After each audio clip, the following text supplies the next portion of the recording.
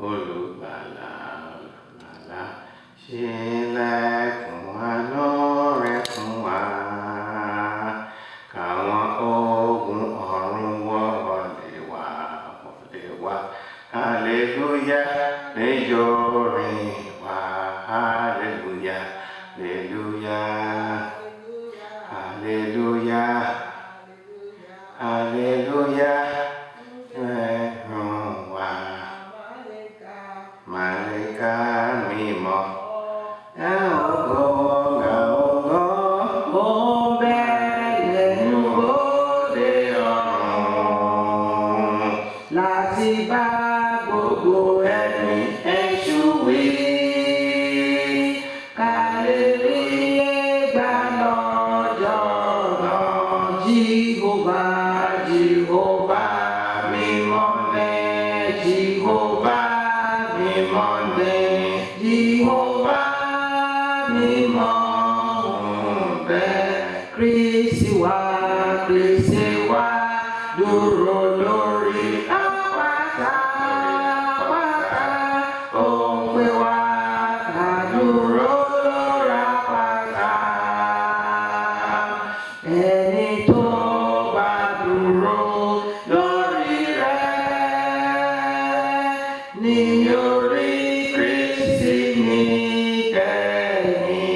Jésù wá, mímọ́ ni Kristi wá, mímọ́ ni. A ó rí Jésù níkẹyìn. Hallelujah, hallelujah, hallelujah. Once again we thank the Almighty Father for showing us His mercy and allowing you and I once again to be in His presence on this day of mercy, to seek His mercy, to seek His glory. We cannot thank God enough for that. And today we are reading from the book of Romans chapter 9, verses 1 to 17. Romans chapter 9, verses 1 to 17. We know the book of Romans was the letter that the Apostle Paul wrote to the church in Rome whilst he was in prison. God used him mightily that even his letters are put in the Bible. And he starts by saying that I say the truth in Christ, I lie not, my conscience bearing me witness, the Holy Ghost, that I have great heaviness and continual sorrow in my heart. So here you see somebody who is lamenting. Why was he lamenting? For I could wish that myself were accursed from Christ, for my brethren, my kinsmen, according to the flesh. So the cause of his lamentation, of his sorrow, of his heaviness, was his brethren, his fellow Jewish brethren. In fact, he went as far as saying that if it was possible that he could be accursed from Christ, separated from Christ forever, just so that his brethren could be saved, he would do it. You can see such a great love that he had for his brethren. And he says, his brethren, the Jews, they are the Israelites to whom pertains the adoption. The adoption of what? The law. God gave them through Father Abraham. He gave them the law, and they saw the glory of God on Mount Sinai, and the covenant on Mount Sinai again, the giving of the law, the service of God, and the promises. Everything that has to do with God was given to the Jews. Whose are the fathers? We know all the apostles were Jewish. All the prophets were Jewish. And of whom even our Lord Jesus Christ came, who is overall God blessed forever. Amen. In other words, the Jewish people had everything you could ask from God. They were given it. Yet, the apostle said that he was very sorrowful about them, over them. So what did they do to bring about such regrets and such lamentation? These are the people that God revealed himself to on Mount Sinai. They saw the glory of the Lord. In fact, the Bible says that the leaders of Israel ate with God, and he did not kill them on Mount Sinai. They were the ones that saw all the great plagues in Egypt that God manifested. They saw the Red Sea divided. They were given the law, which God himself wrote with his hand. To them was given the water that came from the rock. They were the ones that took the manna. And all the prophets and apostles came from the Jewish race.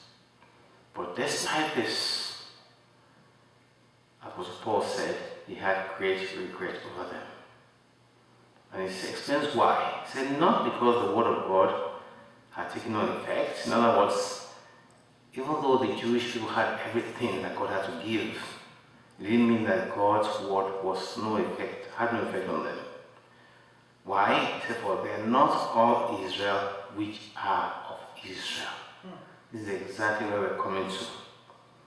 For they are not all Israel which are of Israel. What do you mean by that?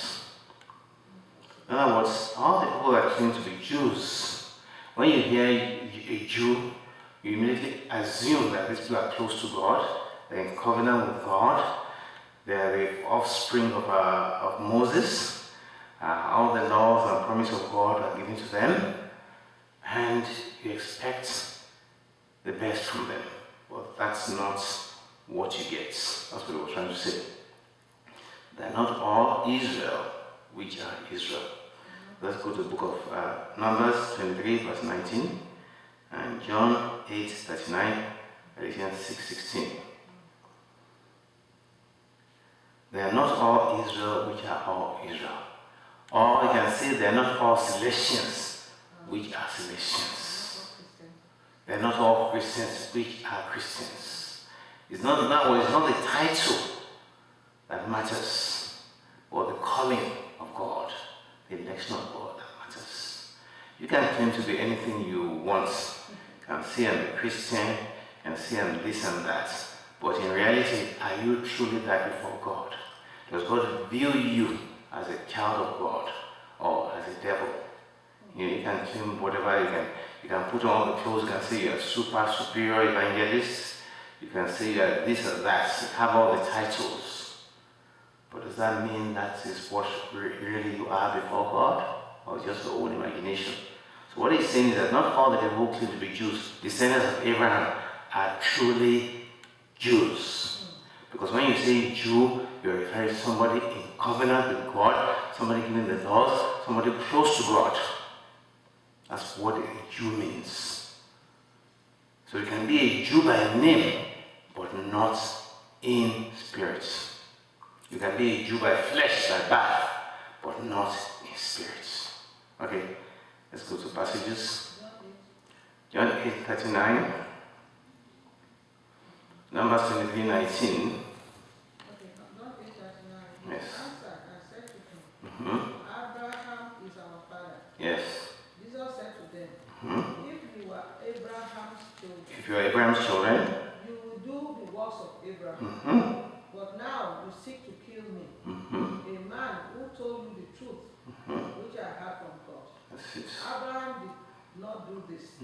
You do the deeds of your father. Yes, the devil. You do. And Numbers 23:19 says, God is not a man that he should lie, neither the Son of Man that he should repent. Had he said, shall he not do it? Or had he spoken, and shall he not make it good? So the apostle is saying, the reason why he was lamenting so much was because the people they expected to be Jews in spirit, they were not Jews in spirit. They were only Jews by name. When you hear somebody say you're a celestial, what do you think what message do you think that sends to people when you say you're a celestial? Because they all know how this church started, how miracles were happening, how there was so much love in the church, how there's so much beautiful worship and rendition of songs, how the Spirit moved so freely in the church services. But what do we see nowadays? We see the opposite. See? Even though you claim to be a Celestian, you wear the sutana, but in spirit, before God's eyes, are you truly a Celestian? A Celestian means somebody somebody who is a partaker of the glories of heaven. Celestial means from heaven, from above. Do you behave like somebody who is from above or somebody who is on this earth?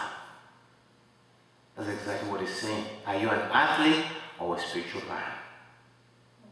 See, not all they that sin.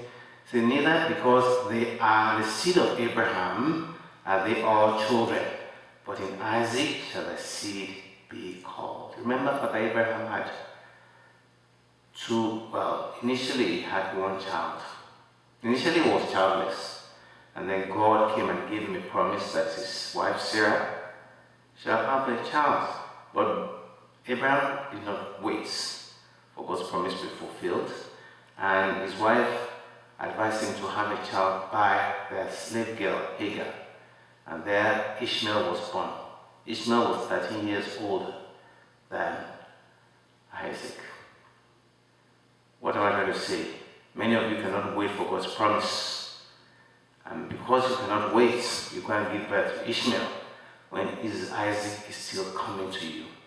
And because Ishmael was born before Isaac, this is why Arabs and Muslims are killing, and Christians are killing each other till today. It's a man-made problem. God did not make it that way. It was from the advice of Sarah. And we now have problems of the Jews and the Muslims hating each other with a passion, and the Muslims trying to destroy Israel. So, but in Isaac shall the seed be called. What is God trying to say there? Let's go to Galatians 4:23. Galatians 6:16, Genesis 21 verse 12. In other words, even though Abraham had Ishmael, God told him that Ishmael was your own child by your own will, not according to my own will. You were barren for a long time. I came and gave you a promise, you're going to have a child. But before I could fulfill my promise, you went and had a child your own way, the fleshly way. But my own child, which I promised you, was going to come from heaven. But you did not wait for that. Genesis 21, verse 12. Genesis 21, verse 12. Can go to the other passages. And it says that, and God said unto Abraham, let it not be grievous. You know, after some time, Hagar began to give problems to Sarah, because now she was the one that had a child. Her mistress, Sarah, was still childless. And Sarah said she couldn't take it anymore, that Abraham should send her away with a child. And it grieved the heart of Abraham, because that was the only child they had. And they were going to love Ishmael a lot. But listen to what God said. And God said unto Abraham, Genesis 21 verse 12, let it not be grievous in thy sight because of the lad. Because Abraham knew it was really because of Ishmael, his son, not because of the mom. And because of the lad, and because of that born woman. You know that Sarah had said unto thee, hearken unto her voice, for in Isaac shall thy seed be called. See? In other words, this child that you're worrying about, Ishmael, is not my own child. It's your own will. You had that child by yourself. The child I promised you is still going to come. And it's through that child that all my promises to you shall be fulfilled. Not through the work of your own hands. See, many of us try to please God with the work of our hands, and God does not accept that. God will only accept what He has ordained to happen through you and I. Okay, Galatians 4:23, 6:16. Can you read it? Okay, I read it. 23. But he who was of the bond woman was born after the flesh, but he of the free woman, which was Sarah, was by promise. Which things are allegory? For these are the two covenants, the one from the Mount Sinai, which generates the bondage, which is Hagar. For this Hagar is Mount Sinai in Arabia, and answering to Jerusalem, which now is and is in bondage with her children. But Jerusalem, which is above, is free, which is the mother of us all. See? And Galatians 6:16 says, And as many as walk according to this rule, peace be upon them, and mercy and upon the Israel of God. So there is a race of people that are called by God. And there's another race that call themselves children of God, but actually not the children of God. See, everybody wears the sutana, everybody claims to be a celestial, but not everybody is a celestial. The fact that you wear the white garment, the fact that you are this or that in the church, does not mean that you're a celestial before God. You are calling yourself that name because that's the name you want to bear because you like it. But does not mean that's how God or heaven sees you. And this is going to be surprising the day of judgment, and many so-called super evangelists, supreme, super, whatever they call themselves, will be found wanting, whereas ordinary brothers and sisters will be called by God to come to his kingdom. See? And we're going to talk about this later. And it says, this is the word of promise, at this time will I come and Sarah shall have a son. You see, God gave the promise to Abraham that in a year's time his wife would have a son. Now God knew that he had gone to have Ishmael at that time, but God did not stop that. God had told him 25 years ago that he was going to have his own children. But as I said, because he could not wait, Sarah advised her husband to go and have a child through her slave girl. Now, before they had that prophecy, Sarah would never have even suggested that. She had accepted that she was barren, it was okay, they were living happily. But when the promise of God came, they tried to help God fulfill his promise. Does that sound like you or your own life? Maybe God had promised you that one day is going to make you an evangelist or a prophet, and then you waited first year, second year, third year, nothing. You say, maybe God has told me I'm going to become a prophet. So let me go and get some powers to begin to prophesy. Is that what you have done? Oh, God has said I'm going to be a shepherd, and I've waited 5 years, nothing has happened. So let me go and build my own church. You are giving birth to Ishmael when the promise of God, Isaac, has not yet arrived. See? So he gave the promise to Abraham that in a year's time that Sarah shall have a son. And of course that promise was fulfilled. God never says anything that will never be fulfilled. Once he said it, it has to come to pass. For the children being not yet born, neither having done any good or evil. No, and not only this, they give us another example of God's election. The first one was Isaac. Isaac was a child of promise. He was born according to a promise of God, by the Spirit of God, not by the will of man. You know, Sarah was barren, but Abraham was not barren. Abraham would have had a child all the time by another woman, which is what many of you do. When your wife is barren, you immediately go out, your family convinces you that, oh, we cannot be like that. They go and find a girl from you from somewhere, from the village, start having children for you. That's exactly what happened to Abraham. And now we have the eternal problem of Muslims and Jews killing each other because they could not wait on God's time. So the other example of a child being born by promise, not of the flesh, is Rebecca. Rebecca, of course, we know, was married to Isaac. She was the favorite wife. Isaac had, about 4 wives and concubines. His first wife was Leah. And then Rachel, Jacob. So Isaac married Rebecca. And then Rebecca had Jacob and Esau. Yes. Rebecca had Jacob and Esau. So when Rebecca conceived through Isaac, even before they were born, before they could speak, before they could even do any good or bad, that the purpose of God according to election might stand, not of works, but of him that calleth. What does that mean?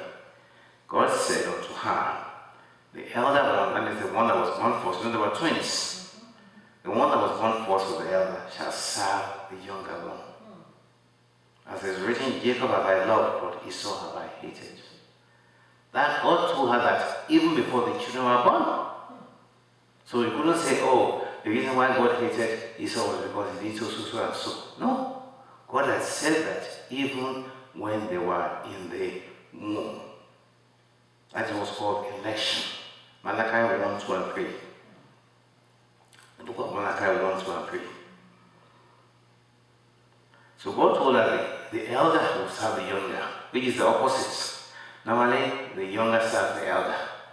But God told her in this case, the elder one, which is Esau was the one that came out first from the womb, shall serve Jacob, the younger one.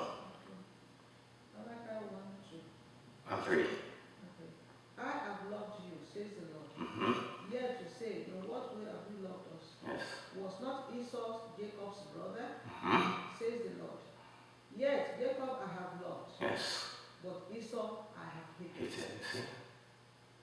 That's it. I made waste his mountains and his heritage Yes. for the jackals. That's it. I believe that. So God is saying that it is his election, it's what he chooses that will happen. Not your own efforts to help him, not your own efforts to be what you want to be. No. If God has not called you to be a prophet and you use your own powers to become a prophet, you will not be successful. You will try so much, but there is a limit to it. Because God has not called you to be prophets. Most of the churches we see nowadays, they are churches being built by men of themselves. Not that God called them. This is why you see every day you hear stories of pastors committing terrible crimes. Adultery, fornication, robbery, armed robbery, all kinds of things. And you hear pastors, so, this ministry did this. And you think, is this possible? Yes, it happened. Because these are not men that God called. They called themselves. That's exactly what it's saying here. The reason why our apostle was so sad was because what he was seeing from his people was not what he expected. And therefore it came to conclusion. Many of them, even though they are Jews by birth, but they're not Jews according to election, according to the promise of God. So I want to, wherever you are now, whatever stage you are in your life, I want to do a self-examination. Am I what God said I am? Or am I calling myself what I want to call myself? Has God actually put you in that position that you find yourself right now? Or did you put yourself because of one reason or another? Because you want to be like that person? Because you too feel that you can do it better? Many people go and start churches because people tell them, oh, you're such a good prophet, you'll be a very good shepherd. We'll help you. We want to start your own church. We'll help you get a building. And they foolishly follow them. You can be the best prophet in the world. That does not mean you're called to be a shepherd. See? But people will lead you and push you to go and be what God has not called you. Are you too, with big head, you follow them, only to find that there's no fruit in your ministry after several years.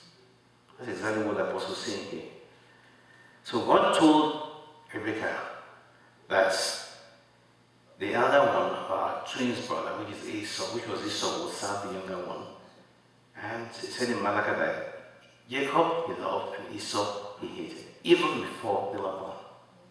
So in the first, what shall we say then? Is there unrighteousness with God?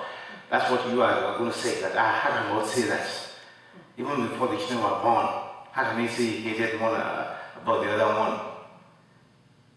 And the apostle says, God forbid. For he said to Moses, I will have mercy on whom I will have mercy, and I will have compassion on whom I will have compassion. So that it is not of him that willeth, nor of him that runneth, but what? Of God that showeth mercy. What is the appropriate message for the mercy day? So what the apostle is saying that is that it is not your efforts that will make a difference in your life, but of God that will show you mercy.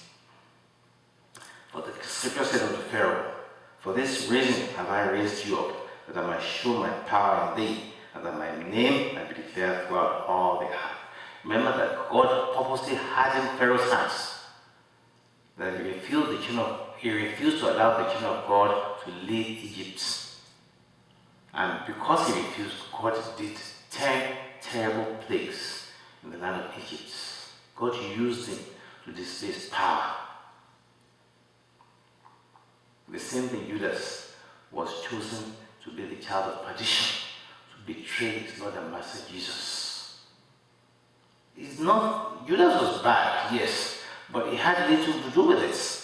He could not have changed his destiny, no matter how much he tried, because that was what he was called to do. What do I have to say? Begin to pray for God's mercy. And Lord, show me your mercy. He says, it's not of him that runneth, or of him that willeth, but of God that showeth mercy. You see? It's of God that showeth mercy. That is what you and I need to pray for.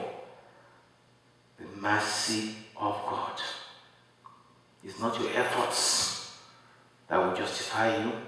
It's not your strength. It's not who you know. It's of God that will show you mercy. And today is the mercy day. So you and I need to begin to pray, Lord, show us your mercy. Don't let us be like the child of perdition. Don't let us be like the one that was going to be called to be destroyed, or to show your power in their lives like Pharaoh, or the one that you hate like Esau. Don't let me be like Esau. When you are going to call me like Jacob. Call me to show your mercy. That's what you and I need to be praying for. Esau could not have done anything to change his destiny. No matter what he did, God said, I hated Esau, I loved Jacob. That's what's called election. I mean, it's God's choice. That's God's decision. Let's go to Romans 4:11. Romans 4:17. And that says, as is written, I have made thee a father of many nations before him whom he believed, even God, who quickeneth the dead, and calleth those things which be not as though they were. You see? He calleth those things which are not as though they were. God called it. That's what's called an election. God called it. God ordained it. And nothing could change it. Nothing could change it. According to election, my stand not of works. See? It's not of him that willeth, it's not of him that runneth. It's not your power. It's not how good you are. But it is the election of God in your life. Have you been called into the ministry you are in right now? Or are you just trying in your own strength? Trying to be like that person, trying to be like that prophet, trying to copy what they're doing. They have been called, you are not, and you're trying to be like them. So God is talking to somebody today. You have to re-examine your walk with God. If God has not called you into what you are doing, immediately leave it and begin to ask God for your own calling. It's not all that claim to be children of God that are actually children of God. Many are not. Because if you hear a child of God, you expect some fruits. But when you don't see any fruits, you begin to wonder, is this a real child of God or not? But he claims to be a child of God. He wears the white sutana, he does all the things, he knows the lano, he knows everything by heart. What has God called him? Has God called him? That's why people go and do magic charms to have big churches. God has not called them, but they've called themselves. You have to re-examine yourself. It's not of him that runneth or willeth, but of what? But of God that showeth mercy. God showeth. Are you a child of mercy? Or are you a child of condemnation? Which one are you? Remember that Jabez, you can even go there. Jabez chapter 1 Chronicles 4 verse 11. Jabez was born in pain. Maybe that was what, 1 Chronicles 4 verse 1 Chronicles chapter 4 verse 9. It says, and Jabez was more honorable than his brethren, and his mother called his name Jabez, saying, because I bear him with sorrow. Can you imagine? He was born with sorrow, and that sorrow followed him all the days of his life. Everything he did was sorrowful. It's like he was born under a curse. But what happened? And Jabez called on the God of Israel, saying, oh, that you bless me indeed, and enlarge my coast, and that your hand might be with me, and that thou will keep me from evil, that it may not grieve me. And see what happened? And God granted him that which he requested. God can grant you your request today. Maybe you've been like Jabez, suffering all your life in pain and sorrow, disappointment upon disappointment, failure upon failure. All the doors are closed against you. You need to cry to the God of Israel today, like Jabez cried, Lord, enlighten my course. Turn this thing around for me. I've suffered enough. Show me your mercy.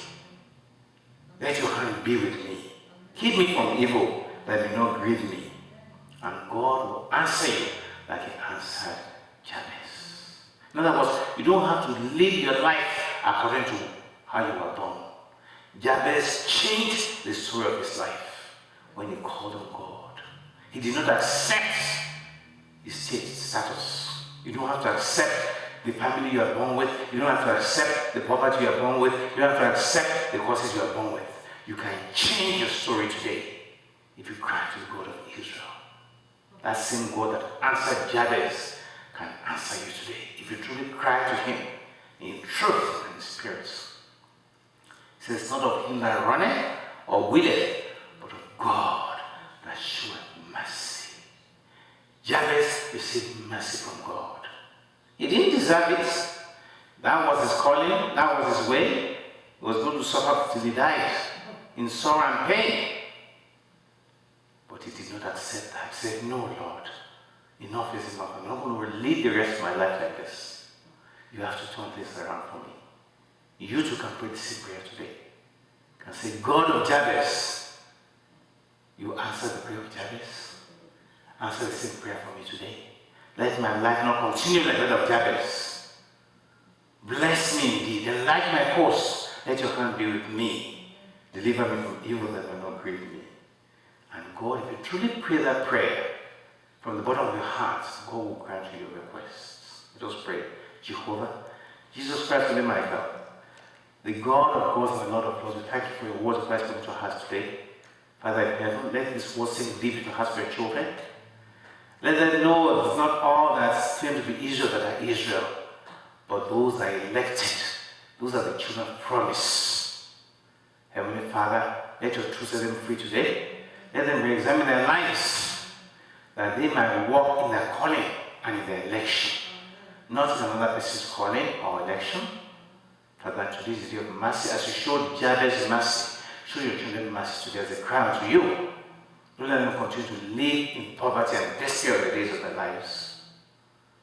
If you could do it for Jabez, certainly you can do it for your children under the new covenant. Lead them aright, that they may glorify your name. In the mighty and matchless name of the Lord Jesus Christ we pray. Amen. Amen. Amen. In Jesus' name.